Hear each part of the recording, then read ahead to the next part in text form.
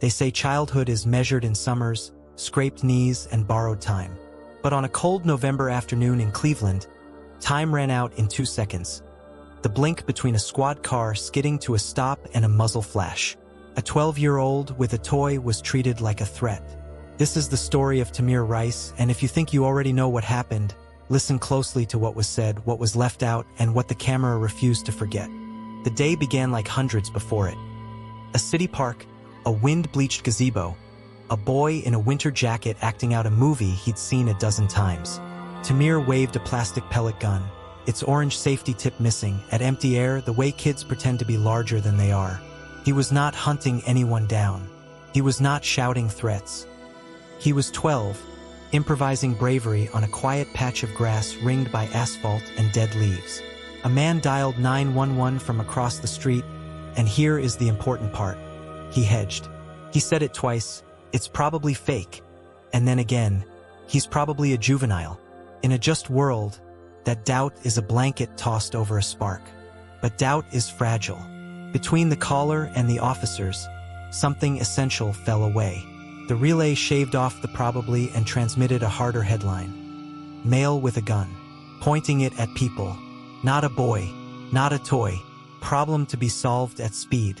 The patrol car lunged off the pavement and into the grass. It didn't stop at the curb. It didn't set distance, didn't wait for a second unit, didn't call out from cover. It slid to a halt within feet of the gazebo, close enough that a human heartbeat could be the difference between caution and catastrophe. The passenger door flew open. A rookie officer stepped out, arm already rising, finger already tightening. The frame barely had time to breathe. 2 seconds. One shot. Tamir folded. Not like a suspect trained to hit the ground, not like a soldier bracing for impact, but like a kid who has never rehearsed how to fall. The sudden quiet rang louder than the gunshot. The squad car idled. Snow skittered across the concrete like static. Somewhere, too late to matter, a siren wound itself awake. The surveillance camera perched high above the scene watched it all with the dispassion of a clock. Each second stamped, each movement measured, none of it undone. The first stories tried to outrun the tape. Orders were shouted, they said, but the video shows no time to hear, no time to process, no time to obey. The boy reached for his waistband, they said. The video shows a child's hands where kids keep everything.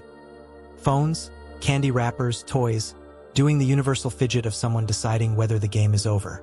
The officer feared for his life, they said. Fear is loud. It drowns out smaller voices, like the caller's probably fake, like the training that says time and distance save life. Minutes passed without medical aid. Tamir lay in the cold while officers moved with the choreography of aftermath. His older sister, sprinting toward her brother, was intercepted, pushed down, handcuffed, and placed in a cruiser to watch through glass. It's not only the shooting that steals the air from your lungs. It's the way the aftermath refuses to give the air back. In that car, grief became procedure. Outside, the camera kept time. What you need to know about power is that it loves momentum. A car moving too fast will park where it shouldn't. A narrative moving too fast will settle where it's easiest. He looked older. It looked real. I was afraid. These are shortcuts with a toll booth no one admits exists. But in Cleveland, the momentum met friction. Community grief turned into record-keeping. Organizers turned candles into demands. Lawyers turned footage into facts. The Department of Justice arrived with a ledger of patterns, use of force failures, training gaps, supervision lapses, and placed the city under a microscope. In the narrow halls of criminal law, the word unreasonable is kept on a high shelf. Grand juries, calibrated for caution, reached no indictment. For many, it was a second wound. The law can be a locked room with tiny windows. What you know in your bones can struggle to meet standards written for perfect hindsight. But the tape kept ticking, and truth found another door. The officer who fired the fatal shot was later dismissed. Not for the 2 seconds everyone watched, but for dishonesty on his original application. Justice doesn't always walk through the front entrance. Sometimes it arrives sideways, carrying the same weight. The city settled a civil case with Tamir's family. Money is not an apology. Cannot rewind the frame or warm the bench where a boy won't sit again. But settlements are ledgers written in a language governments understand. A line that says this happened and it mattered. Meanwhile, consent decree reforms took root. Policies rewritten, training rebuilt, supervision stiffened. Dispatch scripts were revised so that uncertainty, probably fake, probably a juvenile, travels intact instead of being shaved down to danger. Patrol tactics changed. Time and distance first, doors closed before guns are drawn. Seconds added back where they were once stolen. Here is the irony that keeps you awake. In an open carry state, a real firearm can be legal in public, but a toy gun in the hands of a brown child can be fatal on sight. Law and perception shake the same hand, then walk away with different stories. Because of Tamir, more agencies began teaching a harder question after every violent encounter. Did we create the danger we feared? The answer doesn't bring him back. It might save the next child whose jacket is too big, whose toy is too dark, whose seconds are too short. If you stand at the gazebo now, you might hear more than traffic. You might hear the scrape of a doorstop wedged under a door that once swung shut without resistance. The stubborn sound of policy holding the line against habit. Trainers say his name before scenarios on distance and de-escalation. Dispatchers say it before teaching what not to leave out.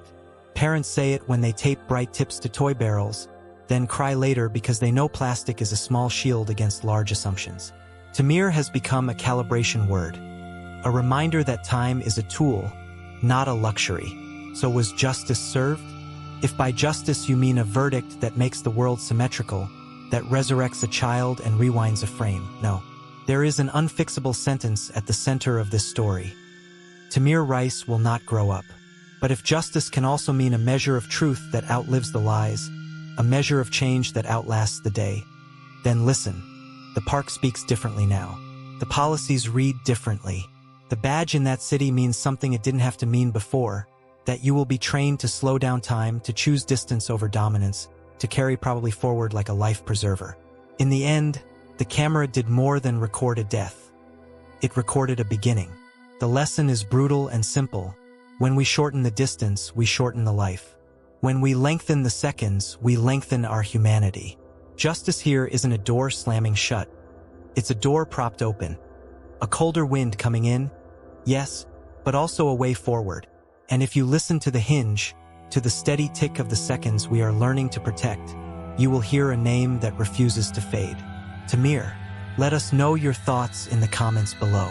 Don't forget to like, subscribe, and hit the notification bell for future deep dives into the most shocking true crime cases. Thank you for watching. Stay tuned for more true crime cases that demand to be heard.